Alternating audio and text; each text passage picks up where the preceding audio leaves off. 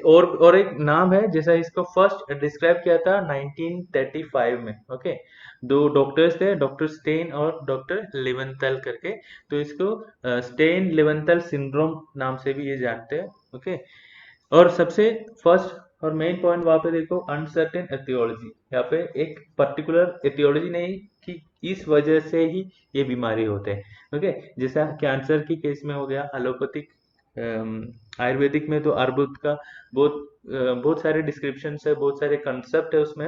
Okay, आपको पता है विरुद्धाहार इस तरह की हर चीज है।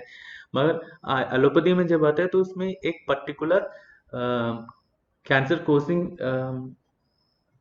कोर्स नहीं है, अलग अलग प्रोबेबिलिटी है। हाँ, इससे हो सकता है, इससे भी हो सकता है, इससे हो सकता है, ऐसे बोलते हैं। सेम वे यहाँ पे भी जब हार्मोन से रिलेटेड या फिर ऐसा स्पेशली इन ओवरी से रिलेटेड वगैरह आते हैं, तो कुछ कंसेप्ट है उनका, कुछ थियरीज है, और या कुछ हाइपोथेसिस, हाइपोथेसिस समझते हो आप लोग ना? कुछ एक कंसेप्ट में बोलते हैं, हाँ, शायद ये ऐसा होने की वजह से ये बीमारी हो सकता है। ओके, वो एक जैसा अपने न्याय होता है ना, अब केदारकुली न्याय वगैरह या फिर अपना कलकपोत न्याय वगैरह, वो सब एक हाइपोथेसिस है, क्योंकि हमें डायरेक्टली नहीं देखा है कि ये आहार कैसे अलग अलग धातु में जाते हैं। तो एक कंसेप्ट उन्होंने फॉर्मुलेट किया है। सेम वे मॉडर्न या जो ट्रीटमेंट कंसेप्ट है वो उसमें भी कुछ हाइपोथेसिस बता रखा है। तो यहाँ पे एक स्पेसिफिक डिजीज कोसिंग एजेंट क्या है या फिर ऑर्गेनिज्म है या फिर ये सब नहीं बताया, या ऐसा कुछ डिस्कवर नहीं किया है। ओके, तो फर्स्ट देखिए पीसीओएस, यहाँ पे जो लिखा है पीसीओएस का डेफिनेशन क्या हो सकता है, मतलब कौन सी कंडीशन को हम पीसीओएस माना जाता है। तो यहाँ पे देखो फर्स्ट बॉक्स में क्या लिखा है, to be present if 2 out of 3 criteria are met. ये जो साइड में 3 क्राइटेरिया लिखा है, ये तीनों क्राइटेरिया से अगर 2 सिम्टम्स भी प्रेजेंट है तो उसको हम पीसीओएस मान जाते हैं। ओके, तो फर्स्ट वन क्या है, ओलिगो ओवुलेशन एंड अनओवुलेशन। यहाँ पे देखो ओलिगो मेनोरिया नहीं बताया, यहाँ पे oligo ovulation and anovulation. Okay, या फिर next one is excess androgen activity. ये सारे पॉइंट्स आप लोगों ने बता दिया ऑलरेडी। तो यू कैन, इसलिए मैं बोलता हमेशा जो टॉपिक है वो एक बार पहले आप लोग एक बार हल्का सा वो उसके आउटलाइन समझ के रखो, फिर थोड़ा सा वो हम डिस्कस करें, देन वो क्लास में जाएगा ना जल्दी, यू कैन सारे पॉइंट्स आप पिकअप कर सकते हो। अगर नया नया टॉपिक जल्दी आ जाते हैं तो फिर आपको बहुत सारे न्यू टर्म्स रहेंगे तो कंफ्यूजिंग हो सकते हैं उसमें। ओके, तो लास्ट वन क्या है, पॉलीसिस्टिक ओवरी। तो पॉलीसिस्टिक ओवरी सिर्फ एक क्राइटेरिया है पीसीओएस से। ओके, पॉलीसिस्टिक नाम से पता है, पॉली माने मल्टीपल, सिस्टिक ओवरीज, ओवरीज के अंदर मल्टीपल सिस्ट होना। ओके, तो ये तीन जो क्राइटेरिया है इनमें से अगर 2 परसेंट है तो भी हम इसको पीसीओएस बोलते हैं। ठीक है, and PCOS can present at any as. Okay, कभी कभी ये सिम्टम्स क्लिनिकली दिख जाते हैं, कभी कभी नहीं दिखते और मेनोपॉज तक भी पता नहीं चलता है। Next one etiopathology. मैंने जो निदान के बारे में बोल रहा हूँ यहाँ पे, डिजीज के क्या निदान है। तो एथियोलॉजी इज मल्टी फैक्टोरियल, जैसा हमने बोला अलग अलग फैक्टर्स है यहाँ पे, वो सारे यहाँ पे आ गया, मतलब मल्टीपल फैक्टर्स, खाना, उनका लाइफस्टाइल, ये सारे चीजें यहाँ पे आ गया, इसलिए ये मल्टी फैक्टोरियल है। ओके, और सर्टेन हाइपोथेसिस, जैसे मैं बोला कुछ कंसेप्ट है जिससे शायद ये डिजीज हो सकता है, वो एक्सप्लेन बता रहे हैं यहाँ पे। तो फर्स्ट वन क्या है, abnormality of HBO axis.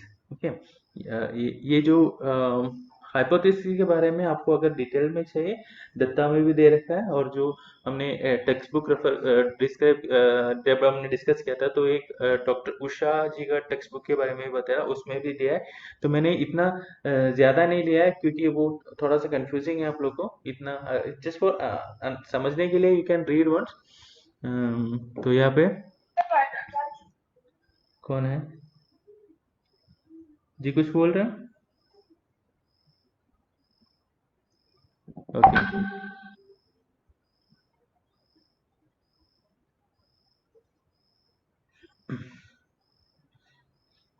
Okay, तो नेक्स्ट वन क्या है, abnormality of HPO axis. HPO axis माने hypothalamic pituitary ovarian axis.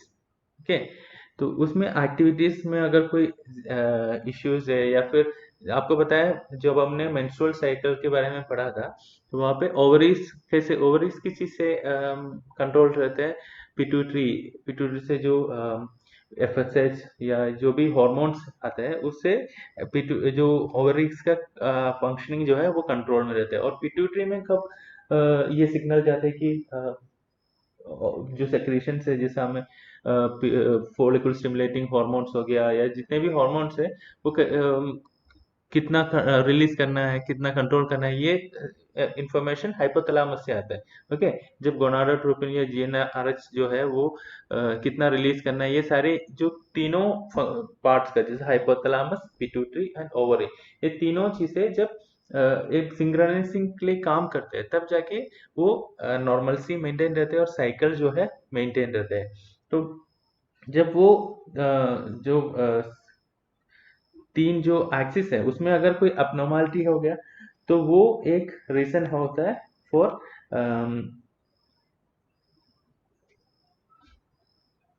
This PCOS. And next क्या है, जेनेटिक इनहेरिटेंस। ये आप लोग सुना रहेगा, फैमिलियल रहता है थोड़ा सा ये कंडीशन।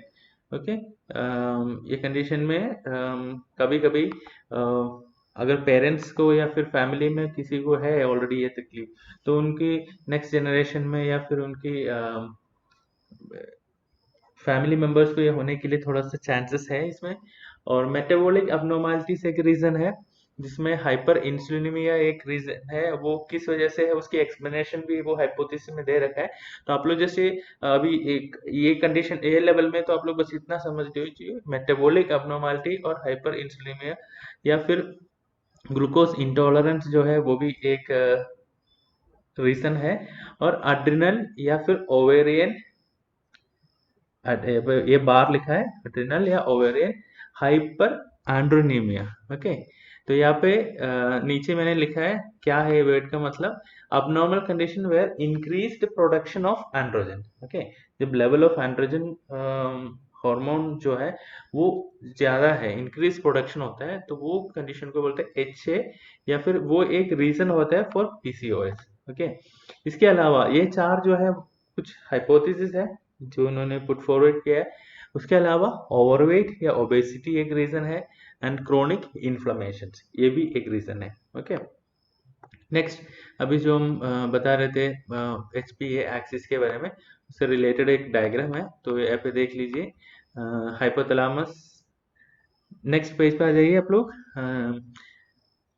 ये आपको पता है हाइपोथैलेमस से जीएनआरएच जो है वो रिलीज करते हैं, वो पिट्यूटरी को कंट्रोल करके उससे एलएच और एफएसएच जो है सेक्रेशन होते हैं और वो आते हैं ओवरीज तक और ये एक साइकिल रहता है। ओके, तो ये इमेज एक पीओ जो आपका हाइपोथैलेमस पिट्यूटरी ओवरीज का जो एक्सिस जो बोलते हैं वो दिखाने के लिए मैंने रखा है। तो नेक्स्ट पेज पे आ जाइए, इन सिम्टम्स। ओके, तो फर्स्ट सिम्टम क्या है, ये सारे सिम्टम्स ऑलरेडी आप लोग डिस्कस किया है, फिर भी एक बार टेक्निकली क्या बोलते हैं ये हम देखेंगे। ओलिगोमेनोरिया या अमेनोरिया। ओके, इरेगुलर फ्यू या एब्सेंट ऑफ मेंस्ट्रुअल फ्लो, और जब साइकिल होता है ओके तब कभी कभी हेवी ब्लीडिंग होता है। एंड इनफर्टिलिटी, इनफर्टिलिटी क्यों, क्योंकि अनोवुलेशन, ओवुलेशन नहीं हुआ तो फिर वो साइगोट फॉर्मेशन या फिर फर्टिलाइजेशन नहीं हो पाएंगे। नेक्स्ट जो है डिस्पैरेन्यूया।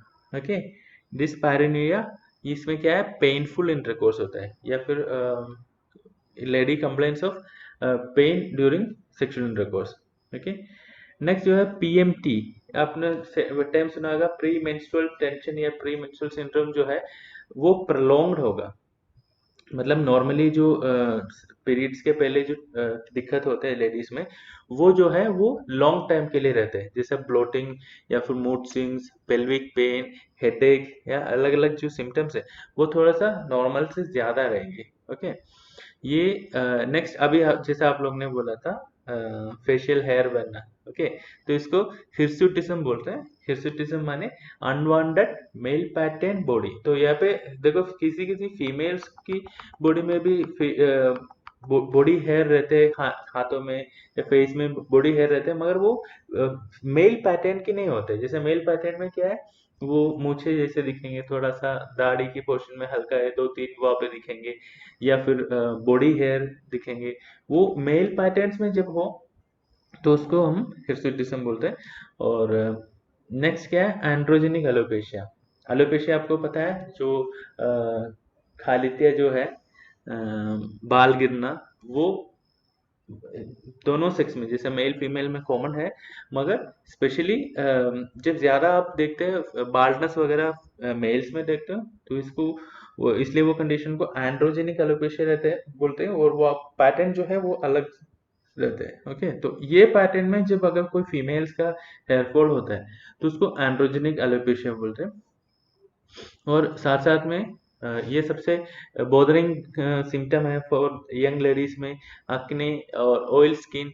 और इनका सेबोरिया बोलते हैं। सेबोरिया एक स्किन कंडीशन है जहाँ पे स्केलिंग जैसा होता है। वो मैंने इमेजेस नीचे दे रखा है। तो एक्ने, ऑयल स्किन और सेबोरिया, ये जो डर्माटाइटिस जैसा जो कंडीशन है, मतलब स्किन से रिलेटेड जो कंडीशन है, ये नीचे इमेजेस दे रखा। और नेक्स्ट क्या है, अकैंथोसिस। ओके, अकैंथोसिस के बारे में जब आप बोले तो ये डार्क पैचेस है, या फिर इंसुलिन रेसिस्टेंस का एक साइन होता है। और इस सबसे कॉमनली आपके जो मिडिल एज लेडीज या फिर जिनका थोड़ा सा ओबेसिटी है, तो उनमें ओके, तो उनमें अगर आप देखा है तो नीचे एक इमेज मैंने दिया है। तो वहाँ पे जो नेक के पीछे या फिर एल्बो की साइड में या फिर एक्सिला की एरिया में, वो एरिया में जो ब्लैक डिस्कलरेशन होता है वो बोलते हैं अकैंथोसिस। ओके, तो ये इमेजेस मैंने सैम्पल के लिए एक एक इमेजेस तो दे रखा है। नेक्स्ट आप एक्स्ट्रा इमेजेस के लिए आप एक बार गूगल कर लेना। तो ये सिम्टम्स है। तो रिस्क फैक्टर्स क्या है, पीसीओएस के रिस्क फैक्टर्स है एंडोमेट्रियल हाइपरप्लेशिया। हाइपरप्लेशिया आपने, ये सब बहुत सारे कंडीशन में अभी हमने ऑलरेडी बोल दिया है कि हाइपर और सेल्स की एक्स्ट्रा बढ़ना, और ये कंडीशन को बोलते हैं hyperplasia. Endometrial cancer, type 2 diabetes, hypertension, dyslipidaemia, weight gain, miscarriage and cardiovascular disease. Okay, तो ये सब रिस्क फैक्टर्स हैं। तो नीचे हम कुछ इमेजेस दे रखा है, देख लेना एक बार। ये फर्स्ट वन जो है ये सेबोरिया है। ओके, जो एक स्केलिंग जैसा होता है, और मोस्टली हेयर्स के रूट में आपको दिखेंगे, थोड़ा सा ये स्कैल्प सोरियासिस जैसे दिखेंगे। और नेक्स्ट इमेज देखो, जो एक लड़की है उनकी थोड़ा सा हल्का मूछ जैसा है, और दाढ़ी भी बना हुआ है। तो ये है आपका जो हमने फेशियल हेयर्स के बारे में बोल रहे थे इन मेल पैटर्न। और थर्ड इमेज देखो, जिसमें नेक रीजन में देखा, आपने देखा होगा ऐसा किसी को जिनका थोड़ा सा वेट ज्यादा है, या फिर जिनको थोड़ा सा पीसीओ से रिलेटेड। क्योंकि ये जब सारे सिम्टम्स होते हैं ना, तो you can easily make out a patient. आपकी क्लिनिक में पेशेंट आते ही आप समझ जाएंगे कि हाँ, इनमें थोड़ा सा हार्मोनल इम्बैलेंस चलते हैं, क्योंकि ये सारी चीजें हाईली विजिबल होते हैं, स्पेशली लड़कियों में ये सारी चीजें, मुझे होना, ये ब्लैकिश डिस्कलरेशन, थोड़ा सा ओबेज रहना, ये सब चीजें हम कोरिलेट करके we can easily make out. Okay, diagnosis वहाँ पे जल्दी हो जाएंगे। ओके, नेक्स्ट जो है, डायग्नोसिस में हम क्या क्या देखेंगे, एक बार हिस्ट्री टेकिंग, हमें सारी चीजें डिटेल में पूछना है कि इनका मेंस्ट्रुअल पैटर्न कैसा चलता है, पहले कैसे हो रहा था, अब कैसे हो रहा है। ओबेसिटी, ओबेसिटी तो आपको देख के पता चलेंगे, फिर पूछना है क्यों, ये सोचते होंगे आप। तो उनको पूछना है कि रिसेंटली आपका वेट गेन कितना हुआ, पहले कितना वेट था आपका, और इतनी टाइम में कोई स्पेशल रीजन है क्या वेट गेन का। तो ये फैमिली हिस्ट्री क्या है, ये सारी चीजें हमें पूछना चाहिए। तब वी कैन मेक आउट, हाँ ये हार्मोनल की वजह से है या फिर उनकी फैमिली हिस्ट्री या इसी वजह से है। फिर हिर्सुटिज्म के बारे में भी पूछना, वो भी दिख जाते हैं। फिर कभी कभी क्या होता है, मोस्टली गर्ल्स जो है वो ये जैसा वो पार्लर वगैरह जाते हो, तो कॉस्मेटिक पर्पस में कभी कभी ये जो फेशियल हेयर वगैरह होता है वो निकाल देते हैं, जैसे नॉर्मली वैक्सिंग वगैरह करते हो, या फिर पता नहीं चलता, या फिर कभी कभी लेजर थेरापीज भी कराते हो, उससे जो ये सारे एक्ने, ये सारी चीजें वो निकल जाते हैं। और जब डॉक्टर के पास आते हैं तो उनको मेकआउट नहीं कर पा रहे क्या ये बीमारी की वजह से है या फिर पहले से नहीं है इनमें। ओके, तो वो सब हमें पूछना चाहिए पेशेंट से। और यूएसजी सबसे मोस्ट यूजफुल एग्जामिनेशन है या फिर इन्वेस्टिगेशन है ये जो कंडीशन में। तो उसमें जब हम देखेंगे तो हमें ओवेरियन सिस्ट दिख जाएंगे। तो मल्टीपल सिस्ट जब भी दिखेंगे वो हमें मोस्ट इंडिकेटिव जो है पीसीओएस की तरफ ही होता है। मगर कभी कभी सिर्फ सिस्ट होना ये कंफर्म नहीं करते कि हाँ इनमें पीसीओएस है। ओके, 10 या फिर उससे ज्यादा सिस्ट रहना एक सिम्टम है पीसीओएस का। और ओवरीज का साइज जो है वो भी नॉर्मल से ज्यादा बड़ा हुआ रहेगी, क्योंकि नंबर ऑफ सिस्ट जो है बड़ा हुआ है और हार्मोनल एक्टिविटी है वो भी ज्यादा हो गया। तो फिर साइज की ओवरीज का साइज भी ज्यादा होगा। और एक स्मॉल फॉलिकल्स जो है वो एक के पीछे एक करके मतलब ऑलमोस्ट 9 to 10 जो फॉलिकल्स है वो अलग अलग साइज का ऐसा डेवलप किया हुआ रहेगा। तो उसको स्ट्रिंग ऑफ पर्ल्स बोलते हैं। मतलब 2 से लेके 9 जो उसके जो साइज होता है वो अलग अलग साइज में ऐसा डेवलप स्टेजिंग में होगा और वो देखने में एक स्ट्रिंग ऑफ पर्ल्स जैसा दिखेंगे। तो ये सारे यूएसजी फाइंडिंग्स है अल्ट्रासाउंड सोनोग्राफी में। ये सारी चीजें फाइंडिंग्स दिख जाएंगे। और लैप्रोस्कोपिक में क्या दिखेंगे जब वो हम थ्रू कैमरा या फिर ऐसे एग्जामिन करेंगे तो वहाँ पे एक thick smooth pearly white outer surface of the ovary. Ovaries की जो आउटर सर्फेस है उसमें काफी सारे चेंजेस दिखेंगे, जैसे थिक स्मूथ और पर्ली वाइट होगा। और एग्जामिनेशन में elevated serum levels of androgen और एलएच और एफएसएच की जो रेशियो है वो जब थर्ड डे ऑफ मेंस्ट्रुएशन में चेक करेंगे तो 1:1 होना चाहिए, वो नहीं होगा, उससे ग्रेटर होगा। ये भी एक सिम्टम है मगर ये सब कंफर्मेटिव नहीं है। ओके, तो ये सब सिर्फ सपोर्टिंग टेस्ट होता है।